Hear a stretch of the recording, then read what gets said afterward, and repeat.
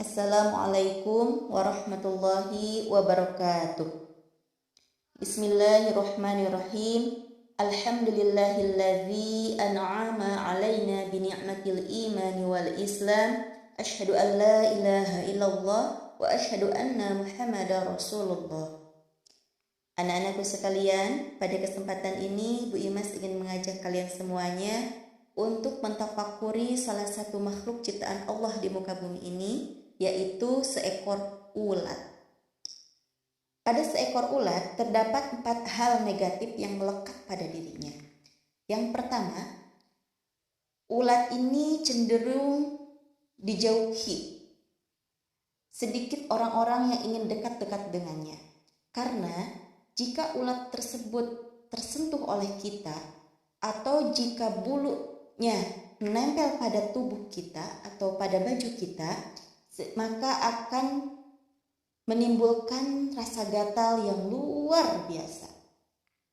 Yang kedua, jika ulat ini berjalan cenderung lambat, cenderung pelan-pelan, tidak bisa cepat-cepat, santai, lebih santai.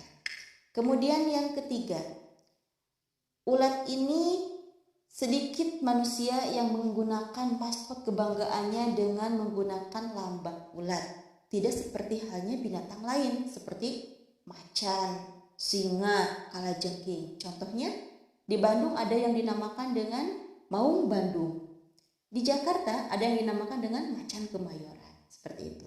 Dan yang keempat, jika ulat ini menempel pada tumbuhan atau pada daun-daun, biasanya dia memakan daun-daun tersebut. Sehingga di dunia pertanian, ulat ini digolongkan kepada golongan hama.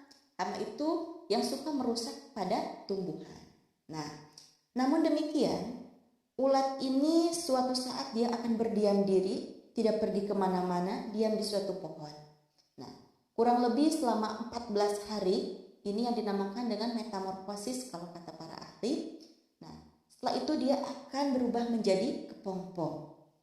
Setelah menjadi kepompong, akan keluar makhluk ciptaan Allah yang indah, cantik, lucu, luar biasa.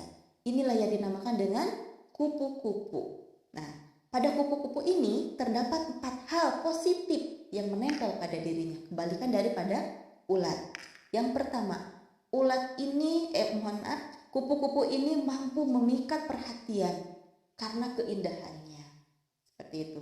Yang kedua, jika ketika dia menjadi ulat, berjalan pelan. Setelah menjadi kupu-kupu, dia bisa terbang tinggi. Bahkan katanya terbangnya itu bisa lebih tinggi, lebih cepat daripada lebah.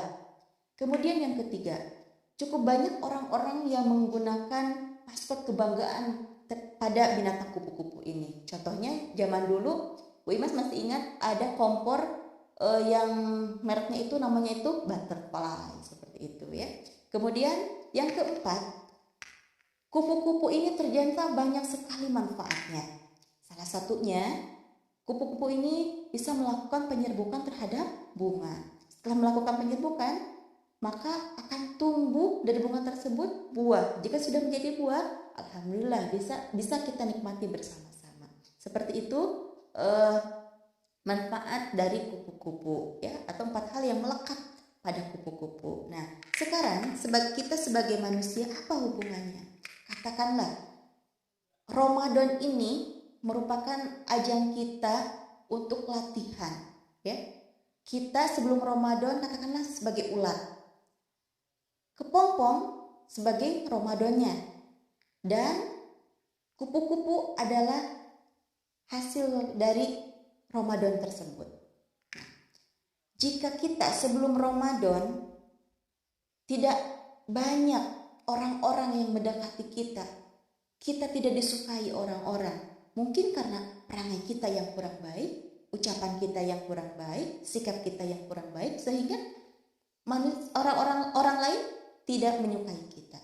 Nah, mudah-mudahan dengan sesudah Ramadan kita bisa memperbaiki diri sehingga banyak teman-teman kita yang menyayangi kita, yang suka kepada kita. Nah, yang kedua, jika sebelum Ramadan ibadah kita itu lambat, nyantai, pelan-pelan, nah mudah-mudahan setelah Ramadan kita bisa lebih giat lagi, khusyuk lagi, semangat lagi untuk melaksanakan ibadah kepada Allah Subhanahu wa taala. Dan yang ketiga, jika sebelumnya tak ada orang yang membanggakan kepada kita karena akhlak kita yang tidak baik, mudah-mudahan setelah Ramadan kita bisa memperbaiki diri dan bisa lebih baik lagi sehingga orang-orang bisa membanggakan kita dengan akhlakul karimahnya. Dan yang keempat, mudah-mudahan setelah Ramadan kita bisa menjadi orang yang lebih berguna lagi, lebih empati, lebih memperhatikan lingkungan kita, memberikan manfaat kepada lingkungan kita, seperti itu. Mudah-mudahan apa yang Bu Ima sampaikan ada guna dan manfaatnya. Mohon maaf apabila banyak kesalahannya. Akhirul kalam. Wassalamualaikum warahmatullahi wabarakatuh.